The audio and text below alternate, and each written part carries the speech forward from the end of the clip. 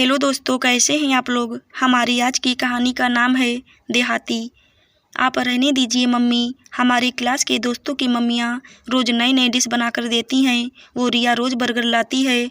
आपको कुछ नहीं आता, बस वहीं देहातियों की तरह आप सब्जी रोटी और दाल चावल में ही अटकी रहिए, और हमें भी वहीं देहाती बनाकर रख दी हैं। आप दोस्तों की मम्मियों की तरह कूल नहीं हैं। 7 साल की नव्या के मुंह से यह सब सुनकर सीमा दंग रह गई। नव्या, यह क्या बदतमीजी है। मम्मी तुम्हारे लिए इतने प्यार से खाना बनाती है और तुम लोगों की सेहत अच्छी रहे इसलिए सब्जी खिलाती है, और यह बात तुमसे किसने कही कि दाल चावल और सब्जी रोटी खाने वाले देहाती होते हैं। मंजू जी नव्या को समझाते हुए बोली।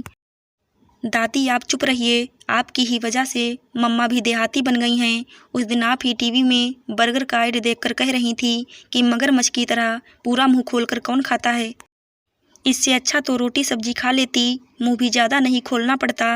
मुझे नहीं पता, कल मुझे भी टिफ़िन में बर्गर चाहिए, वरना मैं टिफ़िन लेकर ही नहीं जाऊंगी। नव्या दादी और सीमा को अल्टीमेटम देकर अपने कमरे में चली गई। मैं क्या करूं इस लड़की का, जैसे जैसे बड़ी हो रही है बहुत जिद्दी और अड़ियल होती जा रही। ये आजकल की मम्मियां भी अपना समय बचाने के लिए बच्चों को फास्ट फूड की आदत डलवा देती हैं, और यह भी नहीं समझती कि ऐसा करके अपने ही बच्चों की सेहत के साथ खिलवाड़ कर रही। सीमा सिर पकड़कर कुर्सी पर बैठते हुए बोली, बहू अब इसने जिद पकड़ ली है, एक काम कर, कल इसे दे दे मगरमच्छ वाला खाना। अरे वो क्या बोल रही थी, बगरर। मंजू जी चश्मा ठीक करते हुए बोली।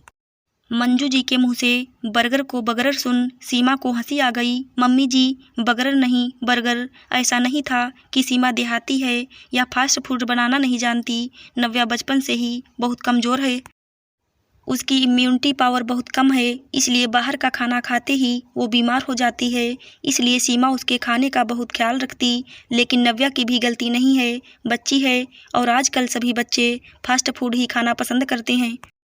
शाम को सीमा नव्या के कमरे में गई। वो अभी भी मुंह फुलाकर बैठी थी। नव्या, ये लो तुम्हारे लिए स्नैक्स लाई हूँ, खा लो। गुस्से में तुमने दोपहर में भी खाना नहीं खाया। नहीं खाना मुझे आपका स्नैक्स, फिर वही मुरमुरे की भेल बनाकर लाई होंगी। नव्या अभी भी गुस्से में थी। सीमा ने प्लेट नव्या के सामने रख दी। प्लेट में बर्गर देख नव्या खुशी से उछल गई। बर्गर? मम्मा आपने बर्गर मंगवाया मेरे लिए? यह तो मेरे लिए भी सरप्राइज है। मंगवाया नहीं, बनाया है तेरी मम्मा ने, तेरा यह बर्गर। मंजू जी भी कमरे में आ गईं।